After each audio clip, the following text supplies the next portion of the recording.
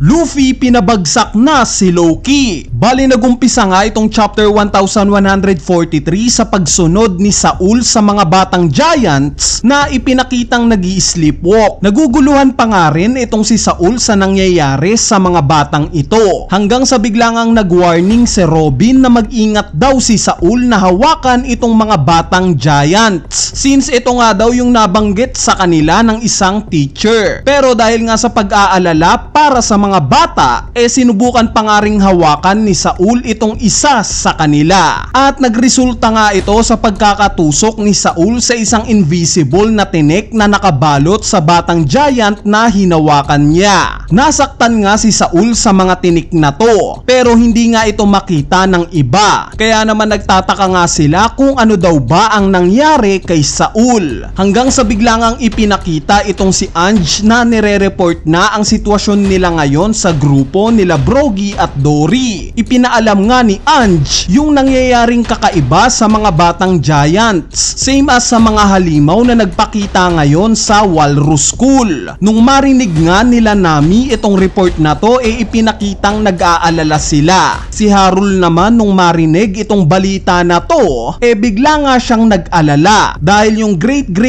granddaughter niya daw nasa Walrus School ngayon. Kasabay nga nito yung isa pang gulo na nangyayari sa Underworld dahil may nakita nga silang sunog dito. Kaya naman itong fire brigade nga ng Elbaf dali-dali nang pumunta sa pinagmumulan ng sunog. Pero habang lumilipad nga papunta sa lokasyon ng sunog, bigla na lang may umatake sa barko nila. At ito nga yung Droger, yung isa sa mga halimaw na nakita nating sinamon in last chapter. Hinampas nga nito yung barko ng fire brigade at itong scene nga na to nakita mismo ng mga giants sa malayo.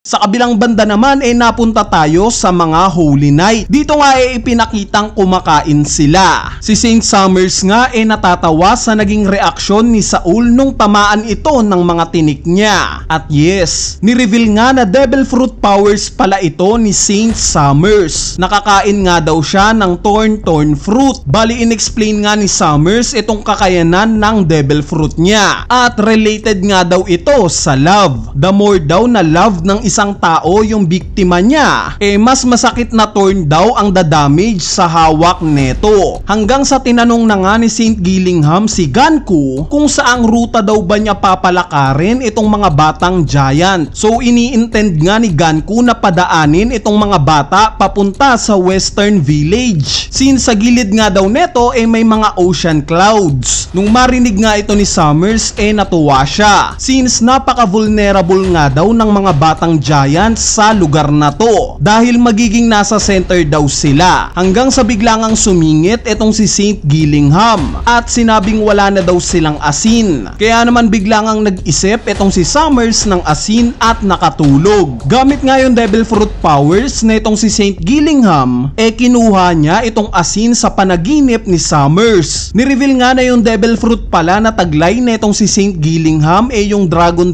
fruit model Kirin. Hanggang sa ginising na nga niya ulit itong si Summers. Nilinaw nga ni Summers na ito rin daw yung powers na ginamit ni Gillingham para isamon naman itong mga halimaw sa Walrus School. Dagdag naman ni Gillingham na kung matapos na daw itong misyon nila na kidnapin itong mga batang giants sa Elbaf, dito na nga daw matatapos ang misyon nila. Makakabalik na nga daw sila ng Merijoa. Nung marinig nga ito ni Summers, nagulat siya. Since madali nga lang daw itong gagawin nila. Kaya naman binara nga siya ni Ganku at sinabing wag daw netong ibababa yung guard niya dahil panigurado daw hindi magiging madali itong misyon nila, lalo na at may nakita daw siyang barko ng mga pirata sa di kalayuan. At yes, ito nga daw yung barko ng Straw Hat Pirates. Nandito nga daw ngayon sa Elbaf yung emperor na si Luffy. Sa kabilang banda naman napansin nga nila na itong mga batang giants naglalakad malapit sa sunog at binrush off nga lang ito ni Summers. Sinabi nga niya na kung mamatay daw itong mga batang giants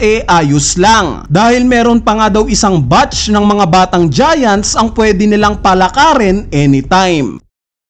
Speaking of sunog, alam naman natin na ang nag-cause neto itong si Loki. Kaya naman mapunta nga tayo sa kanya. Dito nga galit pa rin nagsasalita si Loki. Sinasabi nga niya na wala daw ang kahit na sino sa mga kaharap niya ang kayang pumigil sa kanya. Ni isa nga daw sa mga ito walang makakabuhat sa Ragnir. Nabanggit naman ni Gerd na hindi daw nila hayaang magkaroon pa ng maraming biktima itong si Loki. Which is sinagot nga siya ni Loki at sinabing kumakalat na daw yung ginawa niyang apoy. Kaya naman ang pagpipilian na nga lang daw nila it's either pakawalan siya o papatayin niya daw ang lahat ng giants sa Elbaf. Hanggang sa nung oras nga nasasagutin na ni Harudin si Loki, bigla siyang sinabihan ni Zoro na wag daw siyang magpapaloko dito. Bali nagtaka nga itong si Harudin sa sinabi ni Zoro at dito ipinakita na nga ni Luffy kung bakit. Bigla ngang tumalon si Luffy at nagready ng isang atake. Nung makita nga ito nila Harudin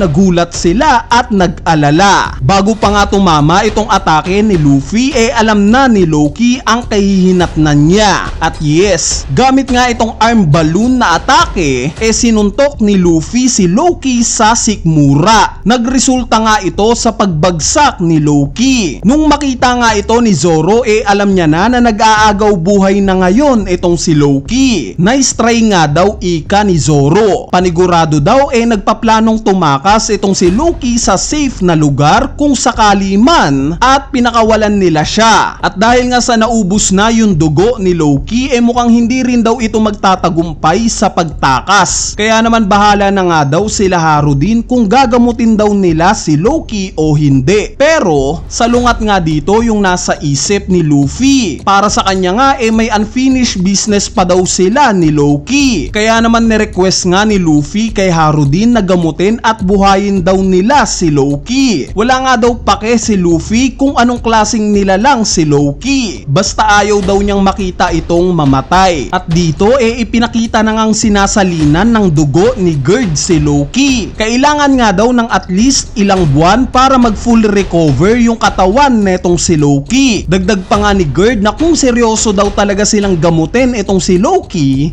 dapat daw na hindi ito dito nagpapahinga. Bagkos sa village nila. Pero dahil nga daw sa hatred ng mga giants kay Loki, baka kung dalhin daw nila ito doon, pwede daw silang ma-execute. At dito nakita na nga nating nakaupo si Luffy sa mga sungay ni Loki. Kinumend nga niya itong sungay na to. Nabanggit naman ni Harudin na ito daw yung marka ng pagiging ancient giant ni Loki. Similar nga daw ito sa tatay nilang si King Herald. At dito nagkaroon na nga ng flashback nila Harudin at Loki nung kabataan nila. Ipinakita nga na gustong magkasundo ni King Herald etong sila Loki at Harudin bilang magkapatid. Pero taliwas nga dito yung mindset ni Loki. Lagi nga niyang binubuli etong si Harudin at tinatanggi niya ito bilang kapatid niya. Hindi nga niya tanggap na mahina itong si Harudin. Kaya naman nagresulta nga ito sa lagi nilang pag-aaway. At nung maalala nga ni Harudin yung pangmamaliit ni Loki sa nanay niya, dito na nga siya na trigger. Gamit nga itong hawak niyang palakol, hahampasin niya na dapat itong si Loki. Pero bigla ngang nagising at nagsalita itong si Loki. Sinabi nga niya na sige, hindi kita pipigilan. Since matatanda naman na daw sila, ayaw na nga daw ng drama ni Loki. Dagdag pa nga niya na wag daw sabihin ni Harudin na gaya rin daw siya ng lahat na iniisip na kaya daw niya pinatay yung tatay nila dahil lang sa mababaw na rason. Naniniwala nga daw si Loki na alam ni Harudin yung tinutukoy niyang rason na to. At dito na nga nagtatapos itong chapter 1143. Bali as usual, sa susunod na video, dito na nga lang natin i-upload yung analysis video natin. Pag-uusapan nga natin sa video na to yung mga naganap sa chapter na to. Pati na yung maliliit na detalye na hindi nyo gaanong napansin. Kaya naman stay tuned lang sa channel natin. Bali sana nga na-enjoy nyo itong latest chapter ng manga. So yun lang, peace!